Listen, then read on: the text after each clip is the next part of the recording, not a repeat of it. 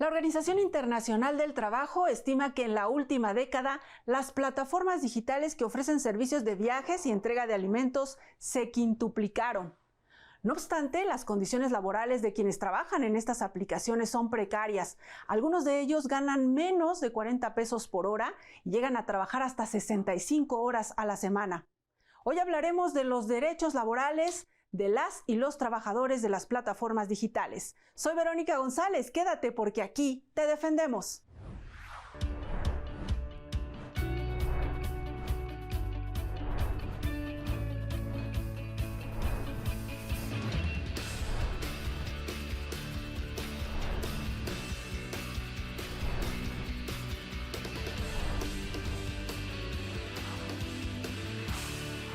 Roberto Fabio Cruz Mendoza, asesor jurídico especializado en materia laboral del Instituto Federal de Defensoría Pública.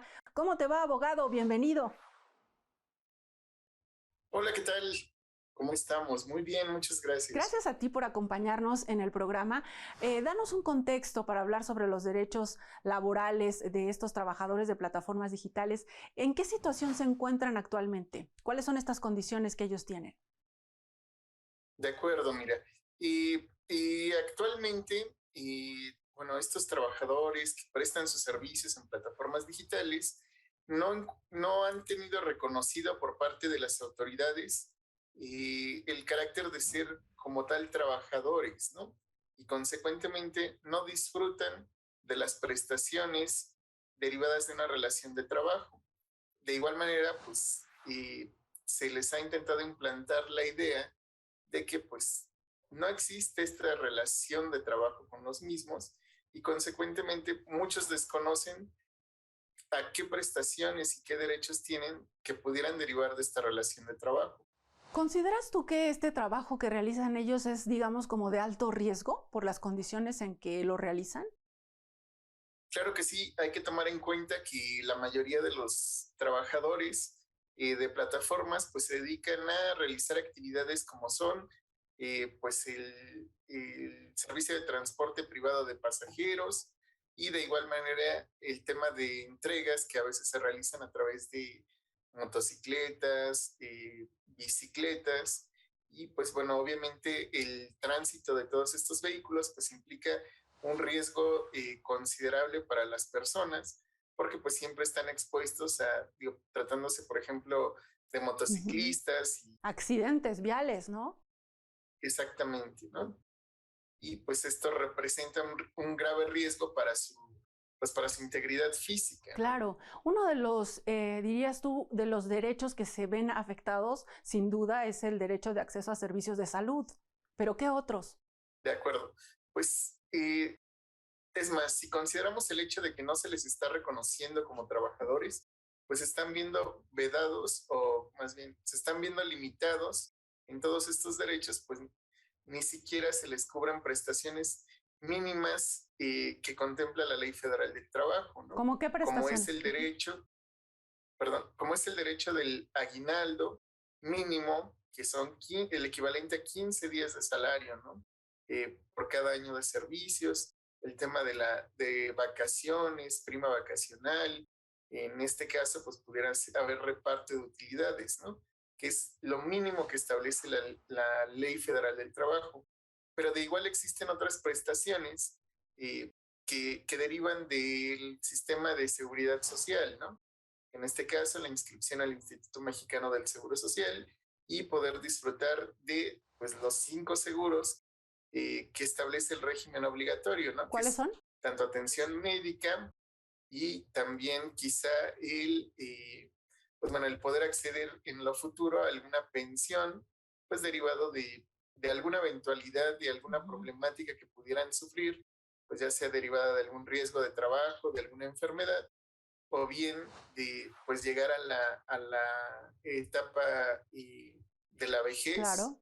En la cual pues es necesario contar con alguna pensión. Incluso, ¿no? pienso, se me ocurre pedir un día, ¿no? Como cuando tienes un contrato ya formal, necesito un día que le llaman un día económico y entonces esto quiere decir que te van a cubrir, que te van a pagar este día y tú vas a poder ausentarte de tus labores. Ellos no tienen nada de esto. Así es. De hecho, también parte de la afectación que se tiene, pues es que al no considerárseles trabajadores, no se les permite eh, o no se les reconocen también los derechos colectivos, ¿no? Y parte de esta posibilidad de hacer valer sus derechos colectivos, pues se ve reflejada en que no pueden negociar con sus patrones.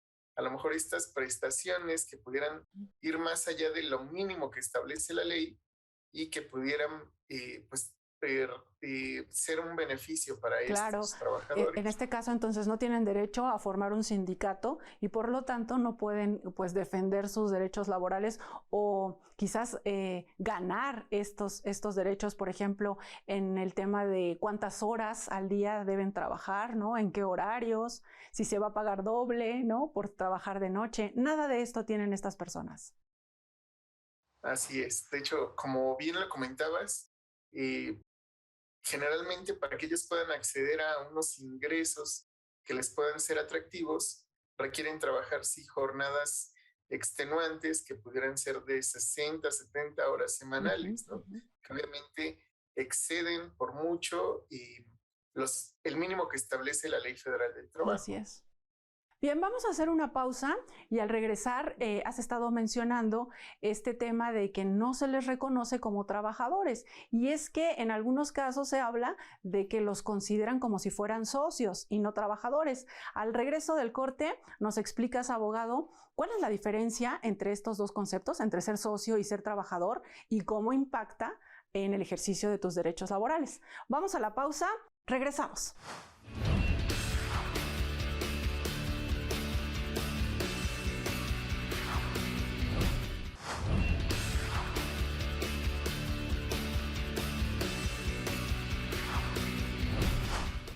Ya estamos de regreso conversando sobre los derechos de las y los trabajadores de las plataformas digitales. Abogado, explícanos por qué algunas empresas de estas aplicaciones los consideran como trabajadores y otros como socios. ¿Cuál es la diferencia? De acuerdo. Bueno, la mayoría de estas plataformas pretenden hacer creer a las personas que se emplean en las plataformas que son socios.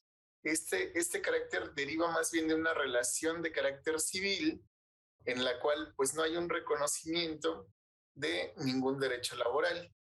La diferencia que hay con ser un trabajador, pues es que un trabajador tiene prestaciones mínimas que establecen tanto la Constitución como la Ley Federal del Trabajo, a grandes Esto rasgos. tiene que ver entonces con cómo se configura esta relación entre un patrón y un trabajador y de ahí desprenden como pues las obligaciones y los derechos que tenemos como trabajadores, ¿no? En general, donde trabajes. Es exactamente una relación de socios, pues implica un carácter de igualdad entre dos sujetos, en tanto que una relación de trabajo implica una suprasubordinación, ¿no?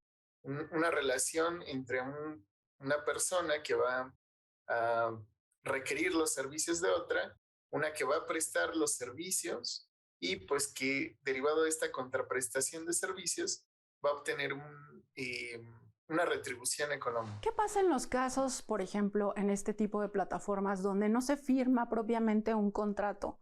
Porque entiendo que algunos de los trabajadores solamente ingresan, accesan a esta plataforma, ahí pueden poner sus datos y quizás nunca en ningún momento tienen contacto, digamos, físico o en alguna oficina de estas plataformas. ¿Tiene que ver, desde ahí empieza todo mal?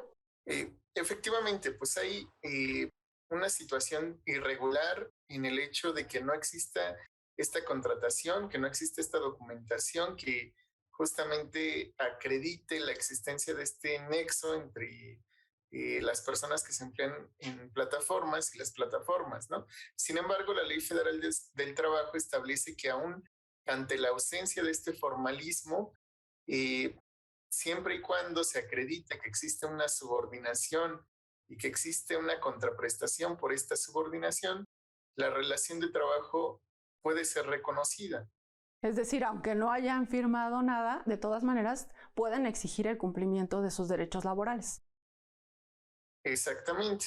De hecho, la Ley Federal del Trabajo establece que la falta del documento del contrato de trabajo va a ser totalmente imputable a los patrones, ¿no? Bien, hay una iniciativa para reformar la Ley Federal del Trabajo, bueno, más bien para adicionarla, e incluir un capítulo en el que se hable precisamente de esta nueva modalidad y ahí poder regular los derechos y las obligaciones tanto de los patrones como de los trabajadores. Mientras esto ocurre, mientras se legisla en esta materia, ¿cuál es la vía legal para que estos trabajadores puedan ejercer sus derechos? De acuerdo, pues bueno, es necesario que las personas que se emplean en plataformas pues hagan valer sus derechos a través de juicios laborales, ¿no? Buscando justamente obtener el reconocimiento de los tribunales en el sentido de que efectivamente existe esta relación de trabajo. Actualmente, y pues digo, existen ya precedentes a nivel internacional, como es el caso de el Reino Unido, en España y también en latitudes como en Perú, en los cuales ya ha existido este reconocimiento por parte de los tribunales de que efectivamente se trata de una relación de trabajo, ¿no?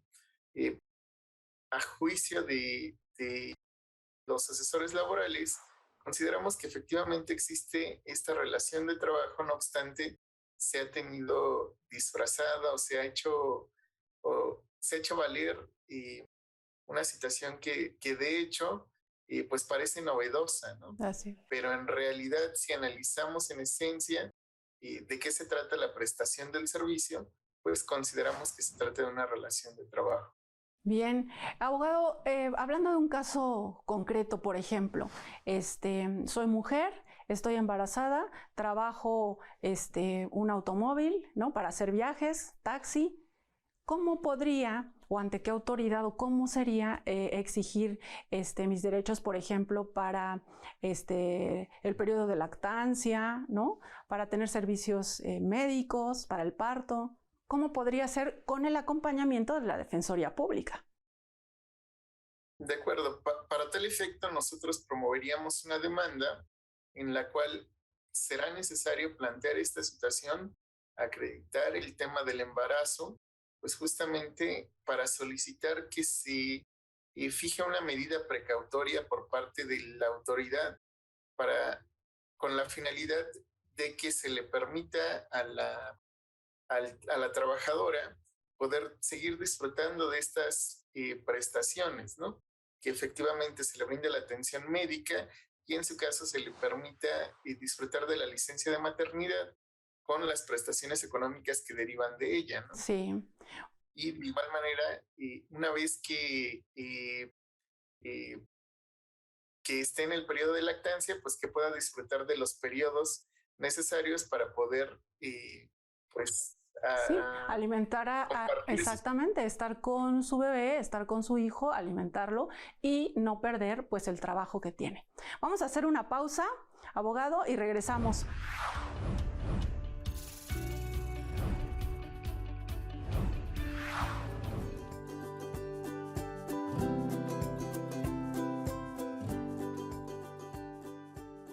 Bueno, pues yo considero que obviamente a los riesgos de accidentes, de daños a su persona, sobre todo cuando las motos no tienen ni siquiera pues una protección, un seguro obviamente contra accidentes, contra gastos médicos mayores, yo siento que es lo que más se necesita y estos riesgos pues sí pueden inclusive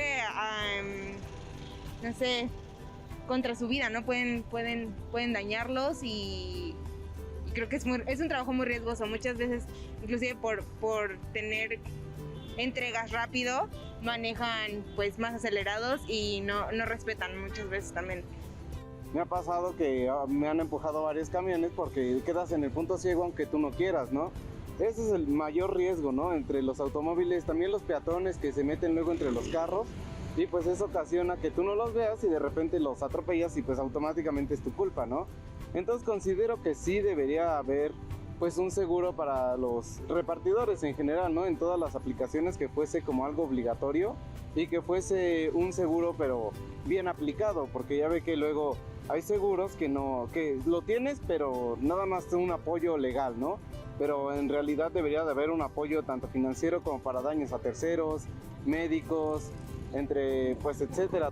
Sí deberíamos tener un seguro que pueda cubrir con todo esto, porque pues cada vez son más los repartidores o las personas que andan en moto, que pues tenemos accidentes, entonces pues sí deberían de tener un seguro o alguna cosa que nos pueda cubrir ante todo esto, porque sí hay mucha gente que corre muchos accidentes y mucha gente que también pues no lo maneja de manera correcta. Entonces, pues con un seguro, pues ya por lo menos nos cubre algo, como un seguro de vida. Pues el riesgo es pues a un accidente, así que todo el día estamos en riesgo por los carros, por ahora, así que nosotros mismos también nos ponemos en riesgo por la velocidad que ahora sí que usamos, ¿no? Pues sí, ahora sí que estaría bien tener un seguro.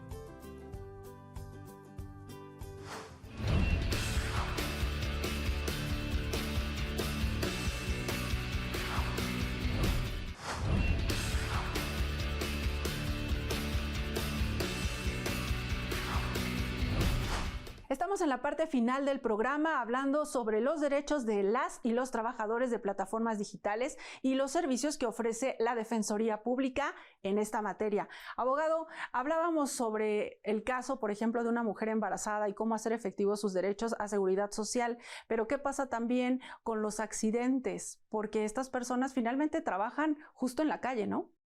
Así es.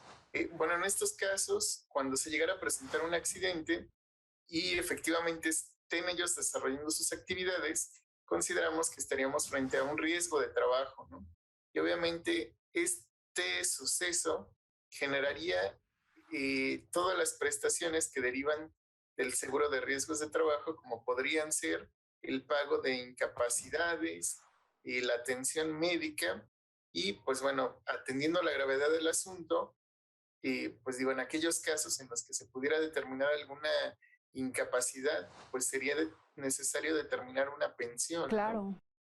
¿Qué consideras tú que sucede? ¿Será que es por desconocimiento de sus derechos o porque quizás digan, va a ser un trámite muy largo, ¿no? ¿Para qué voy? ¿Cómo busco que sea por la vía legal? Mucha gente tiene esta sensación de que ir a exigir tus derechos por la vía legal toma mucho tiempo o quizás sea pérdida de tiempo. ¿Tú qué les dirías a esas personas? Yo los invitaría a que hagan valer sus derechos porque pues es a través de estas acciones que pueden llevar a cabo que pueden acceder a estos beneficios que sin lugar a dudas resultan de mucha relevancia porque les pueden garantizar seguridad y pues sobre todo una atención médica ante estas situaciones no previsibles, ¿no? Y a la que sin lugar a dudas están expuestos. Claro, ustedes como asesores jurídicos especializados en materia laboral, ¿qué retos enfrentan en estos asuntos? Pues bueno, como bien lo mencionabas, pues efectivamente hay un desconocimiento por parte de los trabajadores de plataformas, no conocen sus derechos, no, y de igual manera hay un cierto desinterés por parte de varios de ellos porque ven estos trabajos como algo temporal, ¿no? Y de igual manera muchos de ellos pues son personas jóvenes. A veces son estudiantes, ¿no? Que están complementando sus estudios, ayudándose con unas 4 o 5 horas, por ejemplo, repartiendo comida, no sé. Exactamente. Y esta situación pues no los hace considerar tanto a futuro la posible afectación que tiene el hecho de que no se les reconozca esta relación de trabajo y que no disfruten de la seguridad social pues que deriva de la relación de trabajo. Ustedes adelante. De igual manera, pues tenemos como una limitante en el instituto, pues que estos asuntos se han analizado desde la perspectiva de que se tratan actividades que están relacionadas con el transporte, ¿no? Y por esta situación se ha considerado que tienen que ver más con el ámbito local que con el federal. Y bueno, para ello nos hemos visto en la necesidad de plantear estrategias para federalizar los asuntos, ¿no? Para que ustedes tengan esa competencia. Así es. Nosotros esta competencia en la materia laboral la tenemos recientemente a partir de 2020, pero pues esto se ha venido desarrollando a través de diversas etapas por las cuales se ha venido implementando la reforma laboral. Y pues bueno, y también lo novedoso de nuestra intervención pues se ha visto limitado con el hecho de poder llegar a más personas para efecto de brindarles nuestros servicios. ¿Cuántos asesores especializados en materia laboral tiene la Defensoría Pública? Somos actualmente alrededor de 45 asesores laborales federales a nivel república. Habemos ya en toda la república asesores laborales que les podemos asesorar y apoyar en todos estos asuntos que se pudieran presentar. ¿Y es fácil acceder a sus servicios? ¿Cómo lo pueden hacer? Sí, miren, actualmente tenemos oficinas en todas las entidades de la República Mexicana. Pueden hacerlo acudiendo de manera personal a nuestras oficinas, o bien pueden comunicarse al servicio de Defensatel, que es un número gratuito, el cual es el número 800 22 42 42 6. Bien, pues ahí está para todos quienes ocupen este servicio, que es gratuito, como ya mencionó el abogado. Y recordar esta parte, que uno de los objetivos precisamente de la reforma laboral es que los asuntos se resuelvan más rápido. Así es que igual, si acuden a sus servicios, no van a tardar mucho, ¿cierto, abogado? Así es. Con la reforma laboral se ha logrado que procedimientos que a lo mejor anteriormente llegaban a tardar de 3 a 5 años, pues se han tramitado en periodos mucho más breves, a lo mejor un periodo de 6 meses en promedio, y el asunto ya tiene una resolución definitiva. Bien, en conclusión, entonces, ¿qué nos dirían? Que se acerquen a la Defensoría, que ejerzan que los conozcan, sus derechos, que los ejerzan, y ¿qué nos dirías en conclusión? Sí, pues efectivamente yo los invito a que acudan con nosotros, que hagan valer sus derechos, porque es necesario lograr este cambio para que se les considere como trabajadores netamente, y sobre todo que puedan disfrutar de todas estas prestaciones que, les reiteramos, consideramos son inherentes a los servicios que ustedes brindan. Bien, pues Roberto Fabio Cruz Mendoza, asesor jurídico especializado en materia laboral del Instituto Federal de Defensoría Pública, muchísimas gracias por habernos acompañado en el programa de hoy. A usted también, gracias por su atención. Los invito a que se queden en la señal de Justicia TV. Soy Verónica González. Nos despedimos con una dosis de cultura. Les saludo desde el Museo Nacional de Antropología para invitarles a ampliar sus territorios de placer, esta vez en un lugar icónico de nuestro país. Vamos a conocerlo. En los años 60, el arquitecto Pedro Ramírez Vázquez, en colaboración con otros mexicanos, proyectó esta obra arquitectónica en el bosque de Chapultepec, que se ha convertido en referente de la arquitectura moderna mexicana, el Museo Nacional de Antropología. Una sutil combinación de formas abstractas que hacen referencia a la cultura precolombiana y una gran monumentalidad no solo en la construcción, sino en los hallazgos que resguarda, como la Piedra del Sol, la Coatlicue y la Piedra de Tizoc. Un gran zompantli o muro de calaveras, geométrico y moderno de más de 400 metros, creado por el maestro Manuel Felguere sobre Avenida Reforma, complementa la arquitectura considerada monumento artístico. Una obra que simboliza la muerte y, junto con la celosía de serpientes, representa la dualidad de las culturas mesoamericanas. Es considerado el museo más grande de México y el segundo más visitado después del castillo de Chapultepec. El estanque nos recuerda el pasado lacustre de la Ciudad de México. La escultura de Iker Larrauri, con cascarón de bronce llamada El Sol del Viento, produce sonidos que rememoran instrumentos musicales indígenas. Alrededor de este patio central los espacios se engarzan en un recorrido abierto que permite la circulación libre de los visitantes. Una concatenación de 22 salas ameniza el recorrido por el pasado indígena de México. Encontrarán los más fascinantes objetos de las diversas culturas prehispánicas que fueron desarrolladas en nuestro país, objetos que sintetizan la cosmovisión y la vida cotidiana de los pueblos indígenas del México contemporáneo. Hasta aquí nuestro recorrido por el Museo Nacional de Antropología, un orgullo más de México.